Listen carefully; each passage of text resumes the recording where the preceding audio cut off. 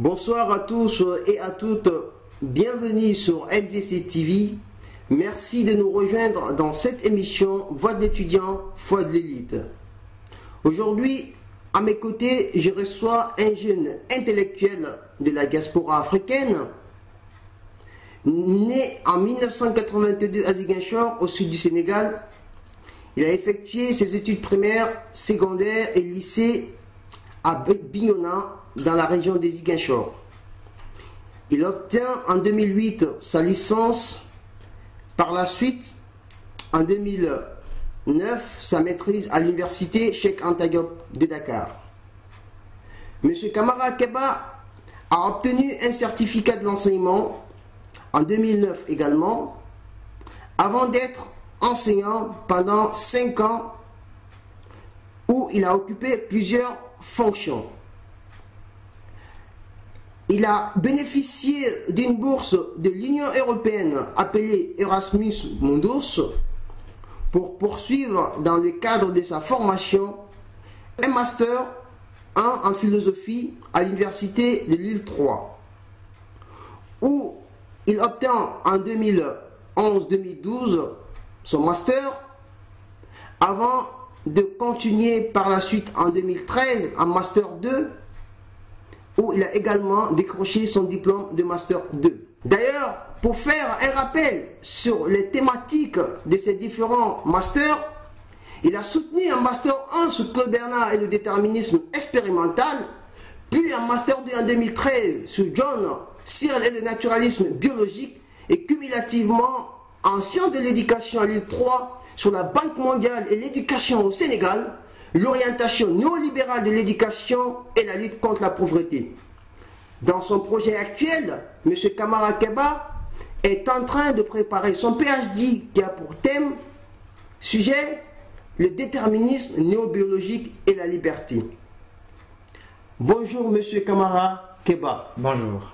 Nous vous remercions d'avoir accepté notre invitation et c'est avec un grand honneur que nous vous accueillons aujourd'hui dans l'enceinte de notre télévision. Alors, comme je viens de le dire tantôt à nos téléspectateurs, vous êtes un philosophe avéré, averti, au regard de tout votre parcours, au regard de toute la potentialité que vous regorgez. Et dites-nous, comment avez-vous, quelle a été la motivation principale du choix de la philosophie pour vous? Et qu'est-ce qui vous a permis de vous propulser jusqu'à ce niveau d'études? Effectivement, la philosophie, le choix était un choix naturel. Un choix qui est tout simplement lié du fait que j'aime effectivement comprendre les choses. Les textes philosophiques me paraissent effectivement très importants pour la formation d'un élève, d'un universitaire. Et très tôt, en m'intéressant à ces questions, en m'intéressant aux textes philosophiques, je suis amené à philosopher tout naturellement et à m'inscrire au département de philosophie. Et voilà effectivement là où le destin a commencé. Mais paraît-il que le nom, votre prénom même, Koloma, signifie la sagesse. Et si on revient sur le père de la philosophie, notamment, si je me trompe, Socrate, qui disait que la philosophie est l'amour de la sagesse. Est-ce que quelque part votre ambition à faire de la philosophie n'émane pas de votre prénom? Peut-être que oui, peut-être une simple coïncidence. On peut appeler quelqu'un par exemple Platon et qu'il n'est pas tout à fait capable de faire ce que Platon a déjà fait. Et peut-être aussi c'est une coïncidence que l'on puisse m'appeler Koloma, qui effectivement signifie étymologiquement dans cette ethnie, ça le mandingue, le sage, le vieux. Alors c'est possible effectivement qu'on peut le prendre de cette sorte-là. Néanmoins, c'est simplement, à mon avis, une coïncidence, mais pas tout à fait quelque chose qui est tout à fait lié voilà, à mon acte de philosophie. En votre qualité de philosophe aujourd'hui, si je pourrais le dire ainsi, confirmé, même si encore des étapes restent à faire, l'Afrique a besoin d'intellectuels, certes, à une époque où la technologie est en plein essor. Pensez-vous que la philosophie puisse avoir sa place dans ce processus de développement de notre continent africain? Absolument oui. Tout simplement, il faut comprendre le rôle de la philosophie. Vous savez souvent, ce que l'élève retient de la philosophie en classe terminale, c'est le fait que son professeur de philosophie longtemps parle de Platon, de Descartes. Il ne retient justement que ses noms. Il ne retient effectivement que le nom des philosophes. Il oublie le fait même qu'il est formé pour philosopher. Philosopher ici signifie simplement le fait que nous pensons librement, de façon rationnelle. Nous nous posons effectivement comme des jeunes intellectuels. Nous voulons comprendre les phénomènes, n'est-ce pas, qui se passent autour de nous. Alors, le rapport entre philosophie et développement est un rapport effectivement qu'il faut comprendre au sens où l'individu, l'élève, l'étudiant est formé pour contribuer à sa façon, n'est-ce pas, dans la construction de sa nation. Le développement, il ne s'agit pas simplement de développement économique, c'est aussi un développement culturel. Aujourd'hui en Afrique par exemple, qu'est-ce que nous devons faire, nous jeunes Africains, jeunes intellectuels, par rapport à notre culture? Sommes-nous réellement effectivement dans cette culture hybride où à la fois on ne comprend pas tout à fait ce que nous sommes, ce que nous avons été, mais aussi ce que nous voulons devenir. Donc, il y a cette tâche, n'est-ce pas, du philosophe qui consiste effectivement à pousser l'élève, à pousser l'étudiant, à les former, à avoir un esprit critique capable, n'est-ce pas, de poser des questions essentielles liées à leur culture, à leur devenir, aux questions politiques, afin que nous puissions de cette façon-là contribuer au développement, n'est-ce pas, de nos nations africaines. Dit-on que l'Afrique a besoin de boire et de manger, et d'autant reproche aussi à la philosophie, d'ailleurs, d'être spéculative, de ne rien apporter au développement du continent. Mais j'ai dû constater durant votre parcours que vous faites aussi des recherches sur la philosophie africaine. Alors, ces recherches consistent à quoi et qu'est-ce que cela apporterait au continent africain dans ce processus de développement? Oui, peut-être d'une part qu'il faut préciser, de prime abord, que lorsque nous parlons de philosophie africaine, il s'agit tout simplement le fait qu'il existe des philosophes africains qui ont écrit des textes et qui qualifient ces textes-là de philosophie. Je rejoins par là la définition de Paulin Girono Untungi, qui, lorsqu'on parle de l'existence de la philosophie, effectivement, Paulin Untungi, lorsqu'on demande l'existence de la philosophie africaine au sens où on doit exister comme une philosophie différente peut-être de celle de l'autre, ce n'est pas du tout cela. Nous philosophons, que ce soit en Afrique, en Europe, aux États-Unis, c'est la philosophie, c'est l'acte donc de penser, de réfléchir de façon rationnelle et critique. Alors, nous pensons que la philo africaine, lorsqu'on parle de philo africaine, ce sont justement ces personnes-là, vous et moi, n'importe qui d'autre, qui est capable, n'est-ce pas, d'écrire des textes, de discuter, de proposer, n'est-ce pas, un débat, à partir duquel, effectivement, il le qualifie simplement de philosophie. Alors, dans ce cadre-là, faut-il aussi dire que la philosophie n'est pas simplement le fait de spéculer. D'abord, c'est la spéculation, mais quand je dis qu'il n'est pas que cela, repensons la définition que Descartes donne de la sagesse. Il nous dit, par sagesse, je n'entends non pas seulement la prudence dans les affaires, mais une parfaite connaissance de tout ce que l'homme est capable de savoir, tant pour la conduite de sa vie, pour la conservation de sa santé et l'invention de tous les arts. Alors, cette façon de philosopher n'est pas uniquement parler, n'est pas uniquement réfléchir. Ici, c'est la philosophie en acte, autrement dit, une manière même d'exister qui se traduit, qui se manifeste autant dans la parole, autant dans la vie elle-même, autant dans nos méditations, dans nos cultures, dans nos politiques, dans l'économie. Partout où nous sommes, nous voulons effectivement quand même faire de telle sorte que notre orientation, qu'on a définie comme étant une orientation philosophique, soit dans le développement, dans l'économie, dans quoi que ce soit, quand même puisse manifester notre identité. Aujourd'hui, je pense donc au vu de ce que vous venez de dire, que l'Afrique a besoin de philosophie selon ses propres orientations et non pas de façon caricaturale dans le processus du développement de son continent. Absolument, c'est ce que je veux dire. Alors, pour rebondir sur vos projets, aujourd'hui vous avez franchi une étape très décisive, très importante de votre parcours académique. Vous avez obtenu votre Master 2 en philosophie et cumulativement, vous êtes en train de finaliser votre Master 2 en sciences de l'éducation à l'Université de Lille-3 et vous avez aussi en perspective de faire votre PhD en philosophie. Alors, au terme de votre formation, que comptez-vous faire ? Puisque vous avez récemment tenu d'ailleurs une conférence ici à Lille qui parlait de la fin des études des étudiants sénégalais notamment, rester ou rentrer après les études. Alors vous personnellement, quelle est votre posture par rapport à cette question ? Très bien, dans cette conférence, pour rappel, simplement, il ne s'agissait pas pour moi de donner ma position, mon opinion personnelle par rapport de décider si je dois rester ou partir. Mais bon, du moment où maintenant la question m'est posée personnellement, ce qui est évident, après mes travaux, mes recherches, je compte rentrer chez moi. Pour de nombreuses raisons. D'abord, j'ai une famille, j'ai tout fondé au Sénégal. Si je suis venu en France, c'est simplement dans le cadre d'une formation académique. Ce que je ne parviens pas à faire au Sénégal, les moyens m'ont été donnés effectivement pour les faire ici. Alors, une fois que je termine, la décision elle est claire. Il n'y a pas du tout à y discuter. Je veux rentrer chez moi, contribuer au développement, n'est-ce pas, de mon pays. Ça peut être un peu dur, comme on le sait bien, il y a des questions économiques différentes de l'Europe. Toutefois, ce n'est pas une raison, car on voit aussi pire ici. Alors, c'est évident que je rentre chez moi. Chers téléspectateurs, nous sommes avec M. Kamara Keba, philosophe diplômé à l'université Lille 3. Actuellement, il est en train de préparer son PhD. Au terme de sa formation, il compte retourner auprès des sciences où il a déjà tout construit. Voilà ce sur quoi nous allons nous quitter pour cette première étape de notre émission. Tout à l'heure, nous nous retrouvons pour parler de l'actualité du Sénégal, notamment de l'éducation et de l'enseignement universitaire du Sénégal, mais aussi de l'actualité politique.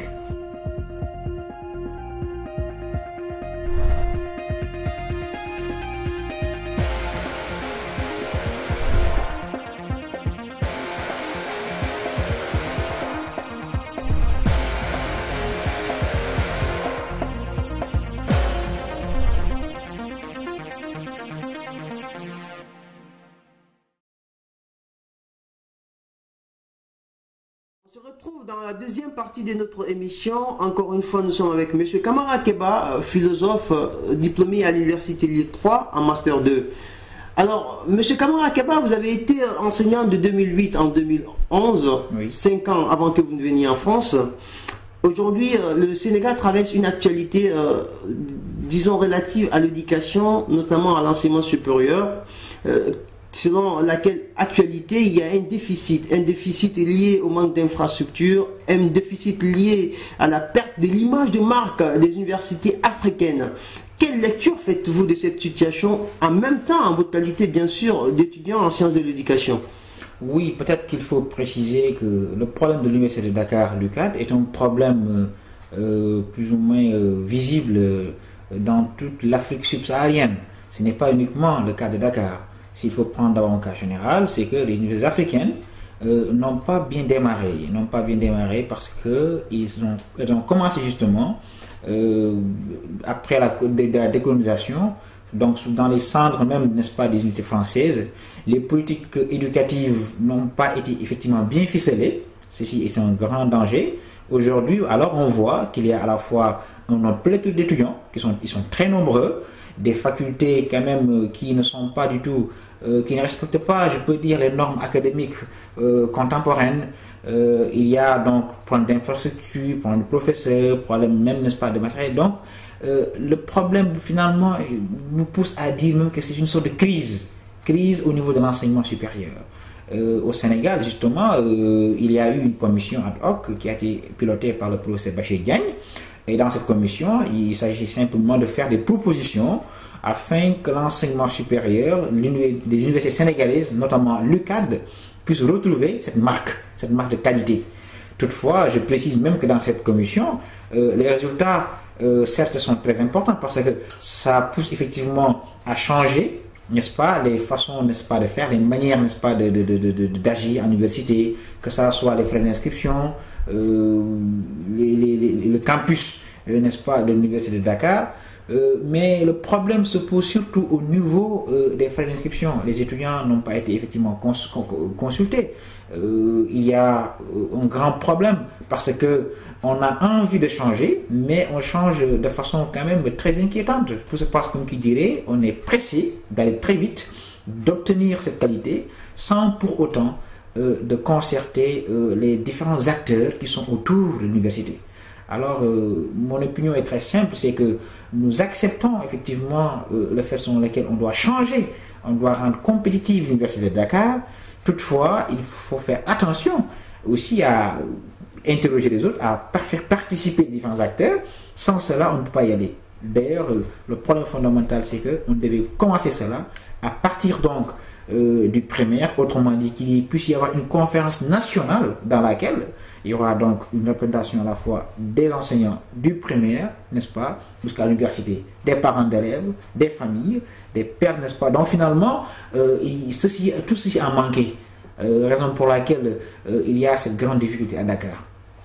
Donc aujourd'hui, il faut le préciser, l'UCAD est l'une des plus grandes universités de la sous-région ouest africaine et je pense que la rendre compétitive à l'échiquier international, quelque part, c'est propulser en fait l'image de marque des universités africaines qui pourraient contribuer notamment, disons, à l'amélioration de l'enseignement pré-universitaire, c'est-à-dire universitaire au niveau régional. Alors, vous êtes aussi philosophe qui traite de la philosophie, c'est-à-dire politique. Vous êtes en même temps, c'est-à-dire étudiant en sciences de l'éducation, vous faites des recherches relatives à la philosophie politique et le Sénégal vient de sortir d'une crise que je n'appellerai pas ici la crise politique au sens propre du mot, mais elle vient d'organiser des élections présidentielles qui ont permis au président Macky Sall d'accéder à la magistrature suprême. Et on a vu dès son arrivée avec son gouvernement, ils ont entamé une sorte de chasse, c'est-à-dire à la recherche illicite, au bien mal acquis. Paradoxalement, à cette initiative, nous avons constaté que le président Macky Sall, par rapport à la Constitution, a fait récemment une déclaration de son patrimoine qui s'élève à près de 2 millions de francs CFA. Alors, en tant que Sénégalais et observateur, disons, de la situation, si vous voulez, quelle lecture faites-vous de cette actualité sénégalaise ? Oui, peut-être préciser que le chiffre exact, ça dépasse les 2 milliards de francs CFA. C'est une somme colossale. Macky Sall, aujourd'hui, il est plus riche que François Hollande. Ce qu'il a comme patrimoine, ce qu'il a comme bien, ce qu'il a comme... Mais officiellement, ce sont 2 milliards. D'ailleurs, c'est 1 milliard, je pense, 1 milliard et demi qui ont été, disons, révélés par les médias sénégalais. Oui. Alors... Et là encore, ce sont les médias qui révèlent une partie, parce qu'il y a effectivement aussi dans ces médias, et Sidy Lamine Niasse, lui quand même, il révèle plus que ça. Mais le débat ne se pose pas là. Le débat ne se pose pas parce que simplement, Macky Sall lui-même s'est enrichi, n'est-ce pas, dans le gouvernement d'Abdoulaye Wade. Oui, c'est ça, Abdoulaye Wade. Il a été Premier ministre, il a été président de l'Assemblée nationale. Il a été député, donc il faut le dire. Ça y est, quand même, il a connu un parcours politique très impressionnant sur ça. Aujourd'hui, on ne peut pas spéculer tout à fait sur son bien, sur ce qu'il a acquis, licitement ou illicitement, pour la simple raison qu'il est président. Il est certain que le jour qu'il ne sera pas président, effectivement, il va rendre compte, n'est-ce pas, au peuple. Autant qu'il demande à Karim Wade, autant qu'il demande aux anciens ministres Abdoulaye Wade de rendre compte, ou bien simplement de rendre l'argent qui a été gagné de façon illicite. Et d'ailleurs, peut-être faut-il le dire, la politique en Afrique, c'est le fait selon lequel les dirigeants, ils s'enrichissent très vite. Quelqu'un qui auparavant ne peut pas avoir, n'avait pas 10 millions de francs CFA, aujourd'hui devient milliardaire, suppose quand même que la politique est un bon domaine, un domaine quand même qui donne beaucoup d'argent. Autrement dit, c'est du business. Lorsqu'on est député, lorsqu'on est ministre, ce que l'on gagne quand même suffit largement pour vivre dans le confort en Afrique. Mais disons, ce sont des patrimoines dont certains, si vous voulez, comme par exemple son terrain qui se trouve aux Almadies, a été offert à l'époque au président de la République. Il a beaucoup d'autres domaines, il est actionnaire dans beaucoup d'entreprises. Est-ce que quelque part la source de ce patrimoine n'émanerait pas de là ? Malheureusement, s'il faut l'examiner, peut-être faut-il revenir un peu en arrière. Il n'a pas effectivement eu tout ceci avant. C'est lorsqu'il a été effectivement, faut-il le dire, hein, c'est juste après l'alternance, en 2000, que des gens qui n'étaient pas encore millionnaires sont devenus milliardaires aussitôt. Alors, la question se pose, on ne peut pas effectivement être actionnaire au même moment. Mais à l'époque, il a été Premier ministre, il a occupé, c'est-à-dire plusieurs fonctions intéressantes au sein du gouvernement Wade. Et est-ce que ce ne sont pas les avantages liés à ces fonctions qui l'ont permis certainement d'accumuler tous ces biens? Oui, c'est ce que je veux vous dire. En politique, cette notion d'avantage est problématique. Avantage, quel avantage? Avantage suppose que c'est son salaire, ou bien avantage parce que simplement le président lui-même fait quelques largesses, comme il a si bien dit, hein, qu'il a bénéficié des largesses du président, ça c'est un cas. Toutefois, à mon avis, Macky Sall aujourd'hui, sa richesse inquiète tout Sénégalais, mais peut-être qu'il n'est pas encore le moment pour nous autres quand même, n'est-ce pas, de demander des comptes. Il est président de la République, il est élu démocratiquement, et alors il a effectivement d'abord tout le temps, n'est-ce pas, de demander des comptes aux autres, et après, une fois qu'il n'est plus président, il serait question. Il pourrait avoir un compte à rebours. Et il le fera quand même. Alors, président Macky Sall, qui a un patrimoine de 2 milliards de francs CFA, ce qui suscite beaucoup de problématiques, beaucoup, c'est-à-dire d'antagonisme et beaucoup, qui fait couler beaucoup d'encre au sein de l'opinion publique sénégalaise. Ce qui n'a pas été le cas pour son premier ministre, M. Abdoul Mbaye, qui a un patrimoine qui s'élève à près de 5 millions de francs CFA, mais qui a bénéficié d'un pactole lorsqu'il a quitté la CBAO et qui aussi est héritier du feu Mbaye, son père, si je me trompe, qui fait que lui, par contre, n'est pas indexé de la main gauche par rapport aux citoyens lambda et à l'ensemble de l'opinion publique du Sénégal. Oui, parce que simplement, le politicien et le travailleur, je veux dire par là, quelqu'un qui a gagné son argent librement par son travail, par son business, il y a une grande différence. En politique, ce qui est malheureux, c'est que on peut gagner des milliards de façon très louche. Abdoul Mbaye, c'est un banquier, c'est quelqu'un qui, on le connaît, on sait très bien que, voyez-vous, il est riche. Il est riche, il l'a eu peut-être par son travail. Macky Sall, on ne peut pas le comparer à Abdoul Mbaye.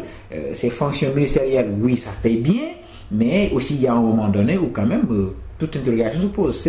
Le problème, c'est le politique. Le Wade est autant inquiétant comme tous les autres. Il n'y a pas Karim Wade, il y a d'autres, il y a d'autres politiciens, d'autres dignitaires au Sénégal aujourd'hui qui sont poursuivis pour enrichissement illicite.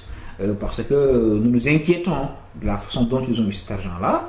Ce sont effectivement des doutes, nous avons des doutes vraiment sur le caractère illicite, n'est-ce pas, de ces biens. Là où on a du mal effectivement à avoir de l'électricité correctement, le logement est très cher, il y a un grand problème au Sénégal. Néanmoins, les Sénégalais sont conscients de tout cela. Ils sont conscients de tout cela. Et aujourd'hui, ils exigent beaucoup plus, n'est-ce pas, que dans les années 99 ou 2000. Alors, chers téléspectateurs, nous tendons à la fin de notre émission Voix de l'étudiant, Voix d'élite. Aujourd'hui, à mes côtés, un jeune intellectuel de la diaspora africaine, et plus précisément du Sénégal.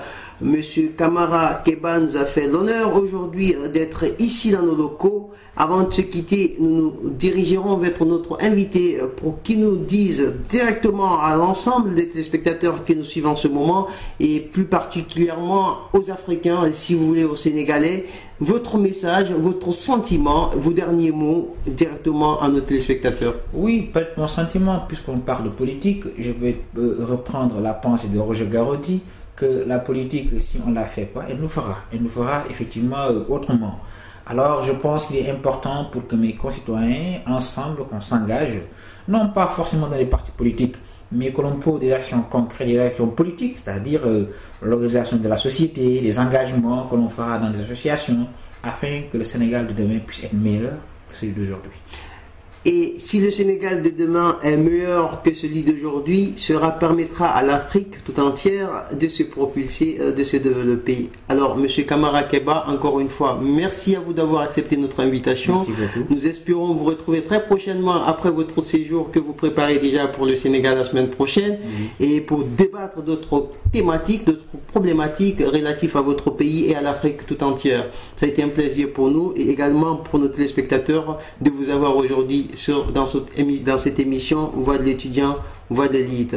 Quant à vous, chers téléspectateurs, c'est sur ces mots que nous vous quittons et en vous disant à la prochaine.